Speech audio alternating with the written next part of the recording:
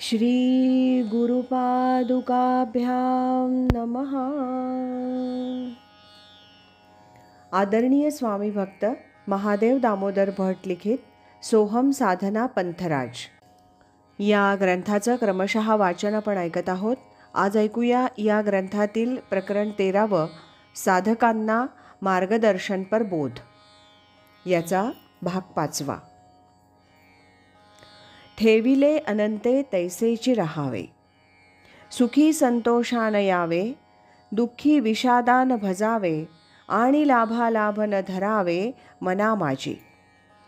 होता सुखप्राप्ती न जावे हर्षून, दुःखी तरी खिन्न होऊ नये.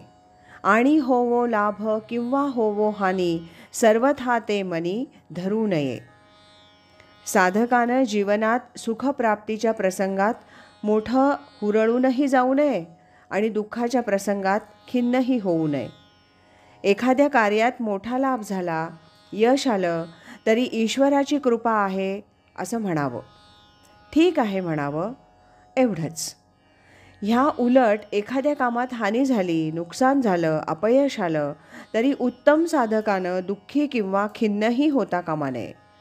ईश्वराची इच्छा नाही असं म्हणावं आणि आपलं आनंदीच राहावं. देव जे जे करतो ते ते आपल्या चांगल्यासाठीच असा दृढ भाव असला पाहिजे. अहम सोडा आणि सोहम धरा. हा विचारोनी अहंकारू सांडीजे, मग असतीच वस्तू होईजे, तरी आपली स्वस्ती सहजे आपण केली. करोनी विचार सोडावी अहंता, भावे पंडुसुता सत्स्वरूप.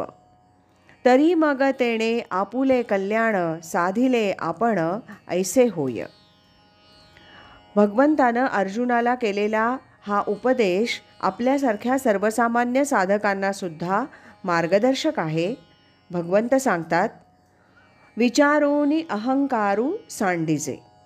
विचारोनी म्हणजे विचार करून, विवेकयुक्त होऊन, म्हणजेच सारासार विचार करून, अभ्यास करून साधकानं जीवनात सत काय आणि असत काय ह्याचा विवेक वैराग्ययुक्त अंतःकरणानं अभ्यास करून अहंकार सोडावा. अहंकारू सांडीजे. अहंकार म्हणजे आपल्यातील मीपणा, देहच मी आहे ही आपली कल्पना, मी मी मी अशी सारखी घोकंपट्टी करणारा अहमपणा. मी मोठा आहे, मी श्रेष्ठ आहे, मी श्रीमंत आहे, मी ज्ञानी आहे इत्यादी विविध प्रकारच्या स्वरूपातील आपल्यातील अहंतेच्या उर्मी असा हा सर्व प्रकारचा अहंकार मीपणा सांडीजे म्हणजे साधकानं सोडला पाहिजे, टाकला पाहिजे. त्या अहंकाराचा मनोमनी त्याग केला पाहिजे. मग असतीच वस्तू होईजे. साधकातील अहंकार नाहीसा झाला, दूर झाला, ईश्वरार्पण झाला. त्या साधकातील त्याच्या त्या अहंकाराच्या विविध स्वरूपातील छटा क्षमल्या निमाल्या की काय होईल? अहंकारामुळे आच्छादिलं गेलेलं परंतु त्या साधकाजवळच असून पण त्याला अनुभवास न येणारं त्या साधकाचं ते सत्स्वरूप, निजस्वरूप, आनंदमय स्वस्वरूप त्याचं त्यालाच अनुभवास येईल. त्या साधकाचं ते आनंदमय स्वस्वरूप त्याचं त्याला सहजच भेटेल. तरी आपली स्वस्ती सहजे आपण केली. साधकाचं स्वस्वरूप त्याचं ते आनंदमय स्वस्वरूपच त्याचं त्याला अनुभवास येण्यातच, त्याचं त्याला भेटण्यातच त्या साधकाचं खरंखुरं कल्याण साधणार आहे.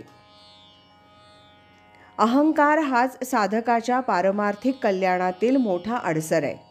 अखंड नामस्मरणानं, सोहम अभ्यासानं, ईशचिंतनानं विविध स्वरूपातील हा आपल्यातील अहंकार जसजसा क्षमेल तसतशी प्रगती होईल. अहंकाराची उपाधी नष्ट झाली की जीवात्मा हा परमात्माच असतो. आज इथेच थांबूया. यानंतरचा भाग आपण उद्या ऐकूया. श्रीमत सच्चिदानंद सद्गुरू श्री स्वामी स्वरूपानंद महाराज की जय. हरि ओम तत्सत.